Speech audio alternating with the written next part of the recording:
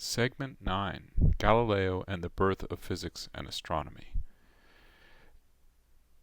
At the end of the 16th century, it was already well established how to shape glass to form imaging lenses that could be used, for example, in glasses or spectacles.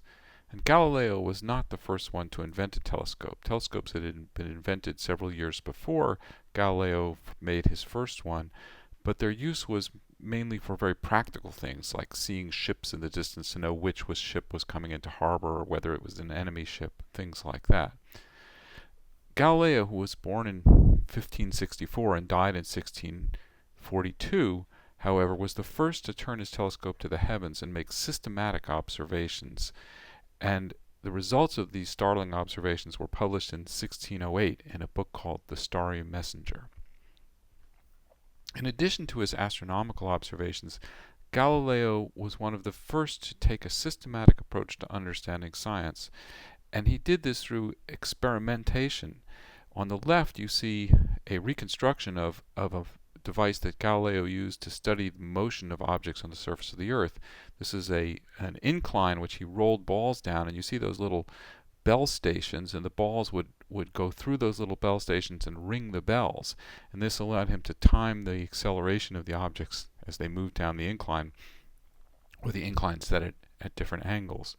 Whether or not the story of Galileo dropping the ball of feathers and the ball of lead off the Leaning Tower of Pisa is correct, it is correct that Galileo spent a great deal of time experimenting with nature and trying to use these experiments to devise a picture of nature that was closer to its true form. The ancient Greeks had done an enormous amount to advance science, but it had mainly been due to thought experiments and not to actual experiments that tested their ideas. Galileo's systematic telescope observations of astronomical objects not only were revolutionary, his telescope was much better than the human eye and allowed him to see things that had never been seen before, but it also contradicted many of the ideas that underpin the conventional view of the universe at his time. For example, on the left you see an image of the sun. When you look at the sun with the naked eye, you can't see the sunspots, and the sun was thought to be an unblemished surface. On the right is a drawing of a contemporary of Galileo's from only a few years later, showing a map of sunspots on the solar surface. Galileo's observations of the sun had the unfortunate consequence that they also hurt his vision significantly, but they were revolutionary at the time they were done. Another concept that came from the ancient Greeks was the idea that the surface of the moon was a smooth body with features essentially plastered or painted onto it.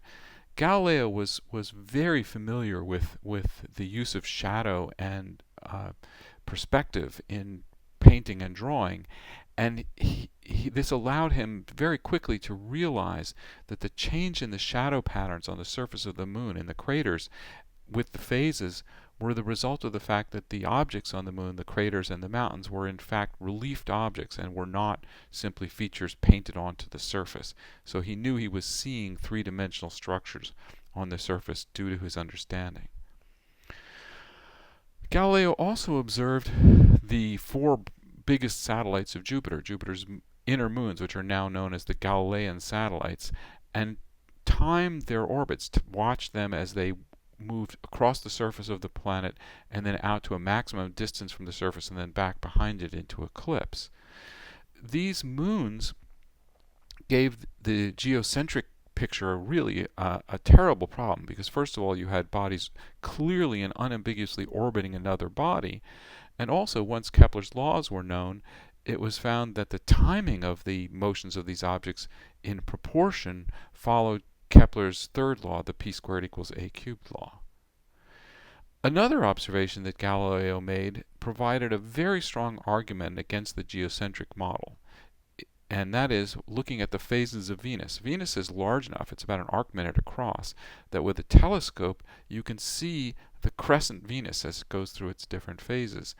And if you had a picture in which Venus were orbiting the Earth and the Sun was also orbiting the Earth, you would see a very distinctive set of phases of Venus as it went around its orbit of the Earth, where it would go from full to new depending upon where it was with respect to the Sun, much as the Moon does.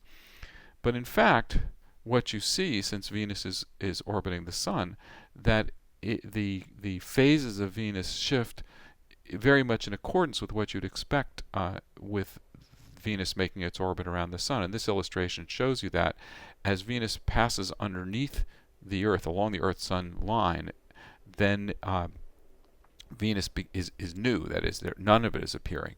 And then, as it continues along its orbit, first you see the left side illuminated. Then you see quarter Venus when it's at its maximum elongation, when it's as far as it gets from the Sun. And then, as it goes back towards the Sun, the disk of Venus is more and more full until it disappears behind the Sun and reappears with the shadowed part on the other side, and so on around its orbit. So Galileo, to summarize, Galileo's important astronomical discoveries: the features on the Moon are relieved mountains and valleys. Venus has phases consistent with motion around the Sun.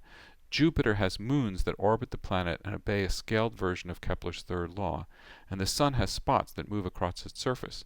One which I forgot to mention, I don't have a slide for it, is the Milky Way, which had been known since ancient times, is in fact made up of huge numbers of faint stars. This became very important in later phases of astronomy. It was not so significant at the time.